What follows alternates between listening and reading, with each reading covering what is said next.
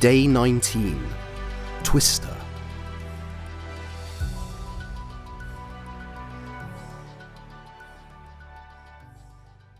Hi there, my name's Twister.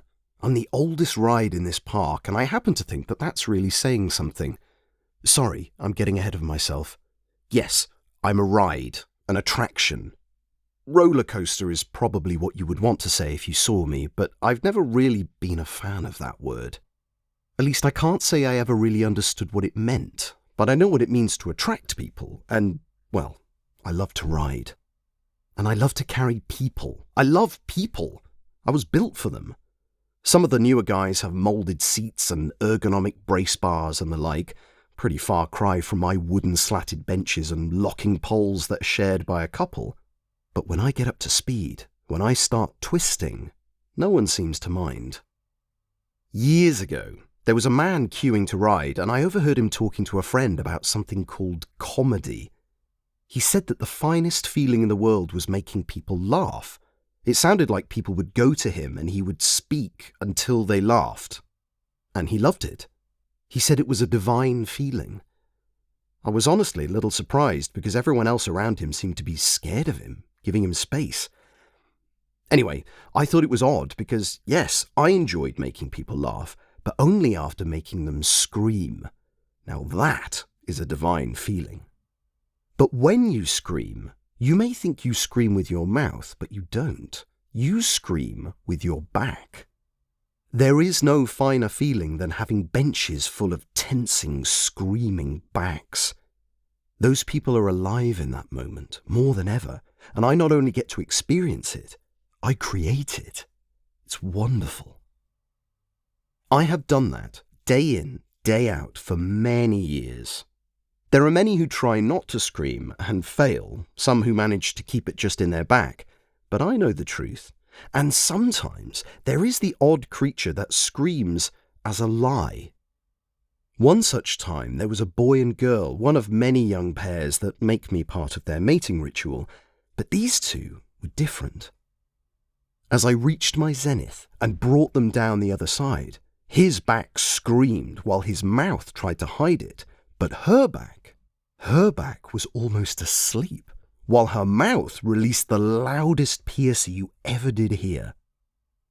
As they walked away from me at the end, I was amazed to see him holding her up. You really are strange animals. You scream and cry and laugh, and yes, you've vomited on me more times than I care to remember, but it's all right. When we hit that water at the end, we all get a good rinse. The last scream before I send you on your way. My encore. Until tomorrow night. That comes just before they take the photo. The first 10 years or so, they didn't do that, but then they started snapping shots of drenched, grinning people and me. They even put the kiosk where I could see the screens people looked for themselves on. It was the first time I ever saw myself. I looked good. Deep red and green with gold trim. I'd never imagined someone had gone to so much trouble to make me so attractive. I started to wonder, were people only attracted to me by the paint job? Was it promising more than I could deliver? That haunted me for a while. Perhaps they were all being polite. They just wanted to be nice. But the screams, those backs, there was no denying it. There was no hiding at 0 to 85 in 4.4 seconds. I was the real deal. Perhaps what bothered me more was some of the newer rides. The Abyss was the first of the new generation. Before her, we almost all came at the same time, the teacups, the bumblebee floats, and the star attraction, me. When the Abyss arrived, she was something different. Her colours, her cue music, it was evil, foreboding. Some people came with big cameras and microphones to interview each other next to her, early in the morning of her first day before we opened. But there were more. The one with the laser guns mounted on each carriage, the one with real flamethrowers, the one with the huge intellectual property attached to it, but I don't need to go into that.